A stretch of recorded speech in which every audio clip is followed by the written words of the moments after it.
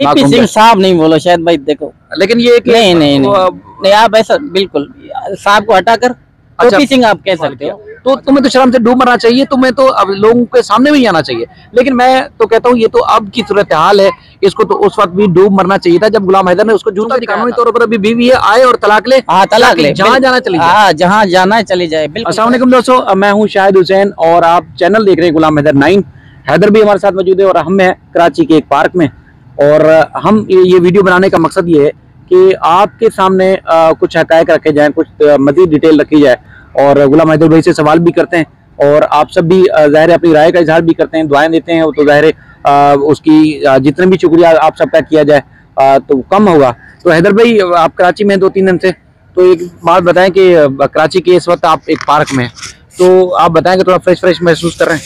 जी बिल्कुल शायद भाई, जैसे कराची आए आप तो रास्ते में थे, जैसे आपने ज्वाइन किया तो कल से परसों से आपके ही साथ हैं, तो बहुत अच्छा माहौल है। आपसे मिलकर भी खुशी हुआ और मजीद आगे जो भी आप सवाल करोगे तो जरूर जवाब देंगे इंशाल्लाह। अच्छा, बहुत सारे दोस्त, बहुत सारे लोग अमूमी तौर पर एक तनकीद ही क्या है उनका, ज़ाहिर है हम किसी की तनकीद को ये तो नहीं कहते कि भाई आपने तनकीद क्यों की, लेकिन वो कहते थे जी आप लोग सिर्फ बातें करते हैं, काम तो कोई हो नहीं रहा, बच्चे हवाले हो नहीं रहे। देखिए प्रोसीजर तो बहुत लंबा है, लेकिन जो कुछ अब नजर आ रहा है टीवी पे नजर आ रहा है, इंसार बन्नी साहब ने जिस तरह जस्तजू की, आज आपकी कुछ देर पहले मुलाकात भी हुई, मोहन मलिक साहब जो दिन रात एक किए हुए हैं, उसके बाद आपको क्या नजर आ रहा है? कुछ तब्दीली चैनल्स के ऊपर, स्क्रीन के ऊपर कुछ नजर आ रही है? शायद भाई बिल्कुल, मैं आपको शुरू से बताया जाऊं कि देखो पहले हमारा केस समझो एक जीरो पे था, सिर्फ हम बातें तो सब कर रहे थे इंडिया से पाकिस्तान से, कहीं केस का सर पैर नहीं था कि हमको क्या करना चाहिए। जैसे आपसे मिलकर फिर अंसार बन्नी ट्रस्ट के तहत जो मोमिन मलिक साहब एडवोकेट की है, तो तमाम केस में इजाफा हुआ और दिली खुशी भी है। उन लोगों को कहना चाहते हैं कि देखो मुल्कों का मसला है, मैं क्या कर सकता हूँ। ऐसे जो टाइम तो जाहिर सी बात है, अब भी लोग सवाल करते हैं तो इतना टाइम हुआ, उनका सवाल भी एक जायज़ है।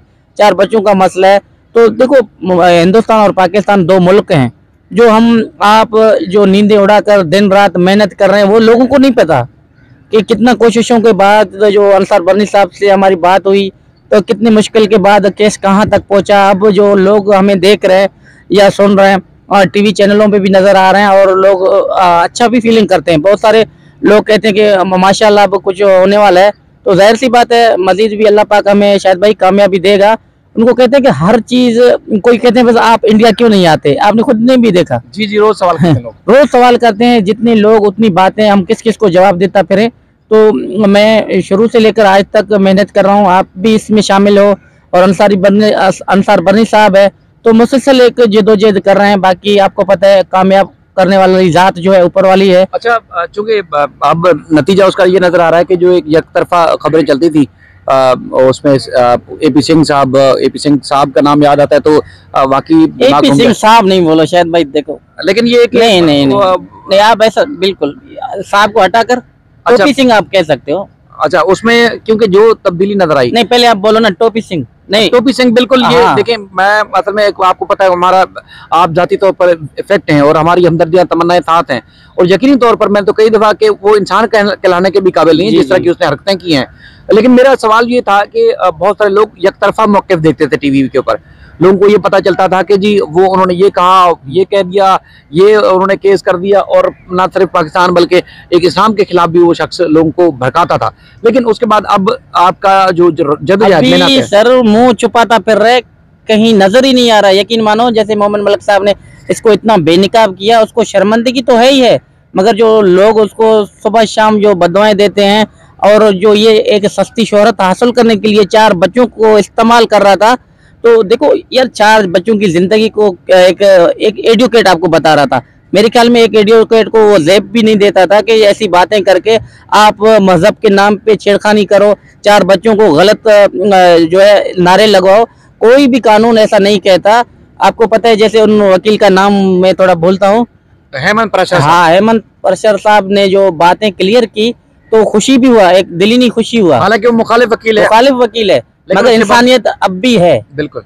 हेमंत साहब ने आपने खुद एक बाकायदा उनकी वीडियो बनाई थी, उनका शुक्रिया अदा किया कि आपने इंसानियत की बात की। ठीक है, आप मुखालिफ वकील हैं, आप केस फाइट करें, जो कानून और इंसाफ अदालत देगी वो जाहिर है कोई और कर नहीं सकता। मेरा सब में सवाल करने का मकसद ये था कि पहले एक तरफा खबरें चलती थी, अब मोमिन मलिक साहब ने जिस तरह तमाम चीज़ों को एक्सपोज किया, एक तो ये चीज़ सामने होगी आगे कि जो कुछ भी आज तक कर रहा था वो झूठा था, मक्कार था, वो लोगों को गुमराह कर रहा था। लेकिन मैं एक और चीज़ आपसे कहता था काफी अर्से से कि अब तो उसके शर्म से डूब मरने का मकाम है उस शख्स के लिए कि यार तुमने काले कोड का गलत इस्तेमाल किया, लोगों को गुमराह किया, झूठ बोला, मक्कारी की, और उसके साथ साथ मजहब का और नेशन का गलत इस्तेमाल किया। तो तुम्हें तो शर्म से डूब मरना चाहिए, तुम्हें तो अब लोगों के सामने भी आना चाहिए। लेकिन मैं तो कहता हूँ ये तो अब की सूरत हाल है, इसको तो उस वक्त भी डूब मरना चाहिए था जब गुलाम हैदर ने उसको जूता दिखाया था। बिल्कुल सर, ऐसे ही है। तो अगर शर्म होता तो आता नहीं, पहले 4 बच्चों को गलत इस्तेमाल नहीं करता, ना उसके पास वकालतनामा है ना कुछ है, बिल्कुल भी उसके पास एक सबूत भी नहीं है। सिर्फ जो है कभी भाई बन के बैठा हुआ है, कभी पंडित के नाम पे बच्चों को कुछ क्या कहलवाता है।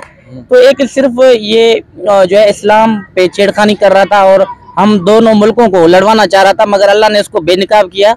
बिल्कुल जी। हालांकि हेमंत साहब से जब बात होती है या और भी कई हमारी बहन भाई है जो इस केस को फॉलो कर रहे हैं, वो कहते हैं जी यार हमें अलग आप मत बोलो, आप हमें हमारे भाई हो, बिल्कुल हमारे भाई बन के रहो, हमारे साथ रहो जी। मतलब इस वजह से हमारे जो जज्बात हैं उनके लिए एक उनका जो एहतराम है वो मजीद बढ़ जाता है हमारे दिमाग में। बिल्कुल यार कितने जबरदस्त किस्म के लोग हैं। ठीक है, आप किसी मुश्किल में एक फंस गए, वहाँ मामला चला गया, लेकिन ये कि उसके बाद जिस तरह लोगों की मोहब्बत और लोगों का जो इखलास देखा, उसकी कहीं आला मिसाल नहीं मिलती, कहीं और मिसाल नहीं मिलती। बिल्कुल। तो एक तो ये चीज, दूसरा बच्चों की डिमांड आप करते हैं लेकिन आप सीमा की डिमांड नहीं करते। कल भी हम जब आपकी टिकटॉक पे लाइव कर रहे थे तो उस वक्त जो है ये, क्योंकि हम पार्क में बैठे हुए हैं तो लोग बच्चे जी हाँ बिल्कुल, तो उसमें कहते हैं जी आप सीमा की डिमांड क्यों नहीं करते, आपको सीमा की डिमांड करनी चाहिए थी।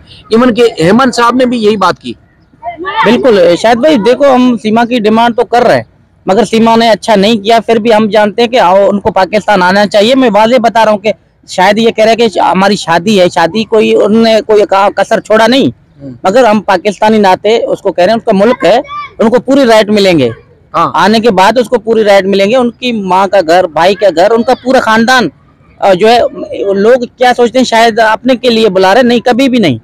एक चीज है, ये वाजे कर दो शायद भाई आप मिसाल के तौर पर वो कहती है जी मैंने गुलाम हैदर के साथ नहीं रहना, आप कह रहे हैं जी भले ठीक है नहीं रहो, लेकिन चूंकि कानूनी तौर पर अभी बीवी है, आए और तलाक ले। हाँ तलाक ले, जहाँ जाना चली जाए। हाँ जहाँ जाना है चली जाए। बिल्कुल करेक्ट, आपने एक अच्छा सवाल किया। यही बात कि जहाँ जाना चाहती है वो अपनी मर्जी से चली जाए, पहले तलाक तो लेना है, पहले तलाक ले जी। तो ये लोग जो है बहुत सारे लोगों को हमने ये बात समझाने की कोशिश की, क्योंकि डिमांड उसकी है, कहना उसका है कि मुझे गुलाम हैदर के साथ नहीं रहना, गुलाम हैदर अच्छा इंसान नहीं है, तो ठीक है ना, चला गया घर बार उसने बेचा, गलत इलीगल इंडिया में वो बैठा हुआ है। अब भी हम तो जायज सवाल करते हैं, अगर उसको तलाक लेना है तो पाकिस्तान में आए, लीगल जो है वो तलाक ले, फिर जहाँ जाए उसकी मर्जी, उसको बिल्कुल कानून भी इजाजत देगा, अखलाकियात भी, बिल्कुल, और हर कायदा कानून उसको इजाजत देगा और वो जाए और जाकर वहाँ रहे। बिल्कुल बिल्कुल, ये हमारी कोशिश थी कि हम मुख्तसर वीडियो बनाएं। यकीनन आपको बच्चों का शोर भी आ रहा होगा, हम चूंकि पार्क में और बच्चों के खेलने का टाइम है, तो फिर हम इंशाल्लाह किसी और वीडियो में गुलाम हैदर भाई के साथ होंगे।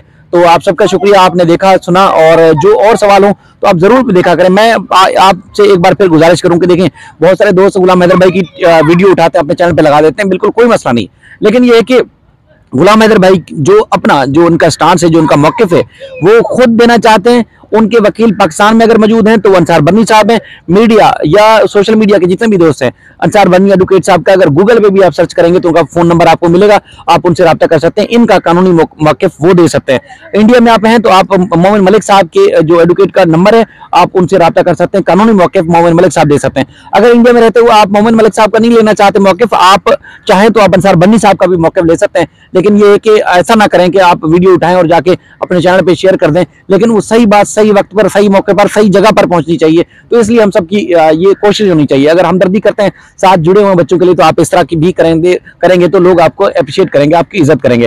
तो हैदर भी आपका शुक्रिया, आपका ही चैनल है, और इंशाल्लाह हम अगली वीडियो में नहीं हम आपके भाई हैं और आपके साथ जुड़े हुए हैं, तो इंशाल्लाह फिर मुलाकात होगी अगली वीडियो में।